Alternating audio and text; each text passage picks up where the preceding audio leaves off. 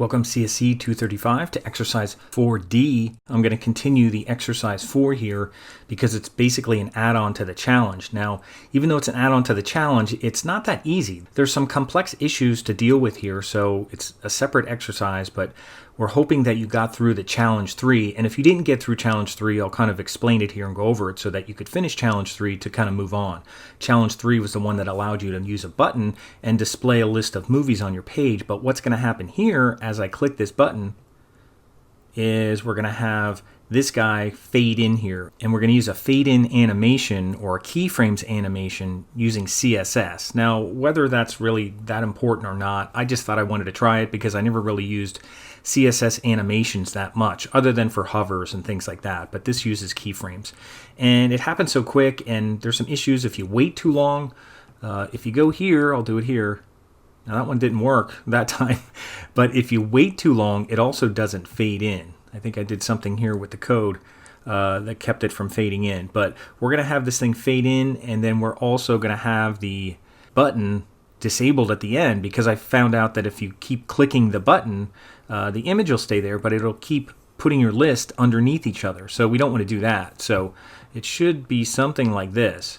There's the fade in. So that's how the fade in should work. Now again, if you wait too long, it doesn't work that great, but at least we'll kind of explore some different issues with this, and we'll try to generate this image on the page using JavaScript. And it'll kind of be like what we did for anybody who had CSC 103, the show hide Patrick. It's sort of like that. So we'll use a button that also uses an add event listener and basically plugs some HTML code into a div. So we'll make a div. We could just use a figure actually, since it's a picture instead of just an empty div, but we're going to plug HTML code as inner text so that it puts that on the page so that everything gets generated as one. So that's what we're going to do. So we'll kind of address some of the issues here, disabling a button, and I'll even go over the button stuff from challenge 3 if you didn't do that yet, but hopefully you got that done. It's not that hard. But again, you don't have to use Freddy Krueger. You don't have to use scary movies. You don't even have to use movies. You could have a list of anything, favorite whatever, soccer players, I don't know, and then you have a picture of them show up. Doesn't really matter. Just a favorite something, list of something that we were doing, and then some picture that shows up. But I thought it'd be neat to have that fade in because it's very scary, Freddy Krueger there.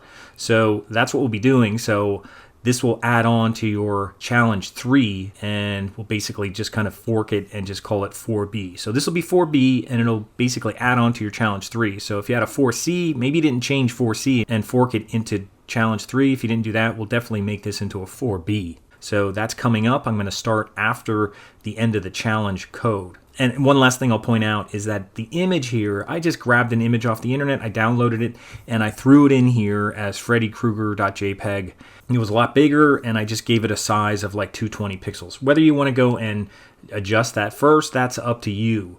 So if you want to take it into Photopea or Photoshop or wherever you do that and resize it down to, 300 pixels, 400 pixels, just so it's smaller, so you don't have some gigantic image here trying to load, because the smaller the image to load, the better. So if you want to do that, that's fine too. I might even go over that as well, but we're going to start this from scratch, and we'll call it exercise 4D. So it'll probably be a little longer than some of the other ones that we did for A, B, and C. Now here's where we left off for challenge 3. I got rid of all the other Freddy Krueger stuff and all that. So here's where we left off. We hit a button there and it made that. Now actually, if you hit the button again, it does that. So I didn't even take care of that on the previous one, but we're going to take care of that and disable this button after it runs. But there would be no reason to hit the button more than once, but it does do that. So we want to make sure that that doesn't happen. So we'll take care of that as well, and we can do that in the next exercise, which will be 4D. Just to go over the challenge, all you had to do for the challenge is add a button with an ID, some name. I used BTN, and it had show movies. So that's the button that it created. And then in my script, all I did was take my existing script that had our loop in it and basically just put everything in a function, and that's really it. I gave it a function name. I defined it as show movies with camel case, capital M, and then down here we used an add event listener to get the button ID and add event listener method, and we use click in quotes, comma, and then show movies without the parentheses to actually run that function. So that'll run the function, so there's nothing on here until we click the button, and here it is on the page. And again, that's my list of movies, and I thought it would be neat to have a picture on there, and that's what we're going to do next. But again, problem we'll have to address is the fact that it does that. I didn't even think of that initially until I was experimenting with some other issues. So we're going to take care of that too. And just to finish up this video in part 1, what you need to do if you did challenge 3, finish up challenge 3 and make sure it works that way. And then what you can do is fork your challenge 3.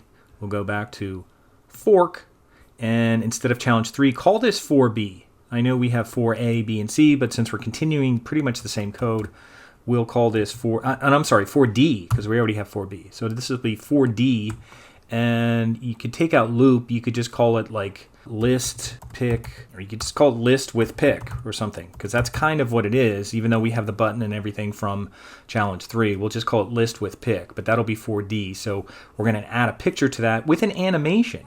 And if you want to put an animation after that too, you could do that. So we'll try to add that in instead of just having a pick like, show Patrick like we did in CSC 103. We'll try to make it animate a little bit. It won't be super impressive, but at least we'll experiment with CSS animations a little bit. So that's what you want to do first. You want to fork it so you're kind of working with a different repel than your challenge one. So your challenge one is finished and you finished it up. Now, once your challenge is done and it works, we're going to start here and we're going to get an image. So actually, just to finish up this video, I said I'd finish it up before. Just to finish this up, I'm going to go to Photo P. Let's see if we can kind of do this real quick. I'll go to Photo P and I won't do anything yet. And then I'll go look for a picture. Now, my movies that I have, I think I put it on there. I actually wanted Pet Sematary, but whatever it is, Freddy Krueger or something, although I'll use it. I'll use that clown guy, whatever, Pennywise, I think it is.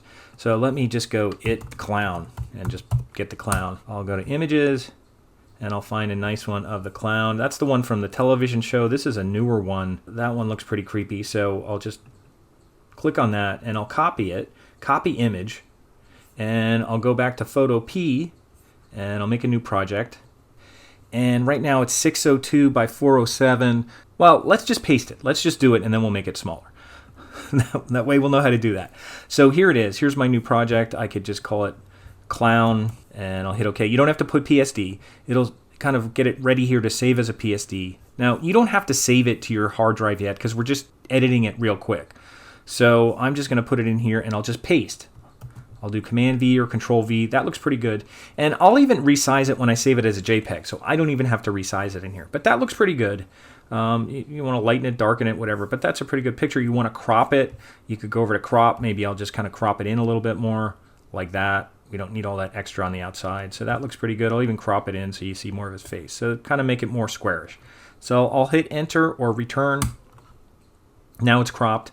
And now I'm going to save it. I'm just going to download it. So I'm not even going to save this yet. I'll just go to File, Export as JPEG.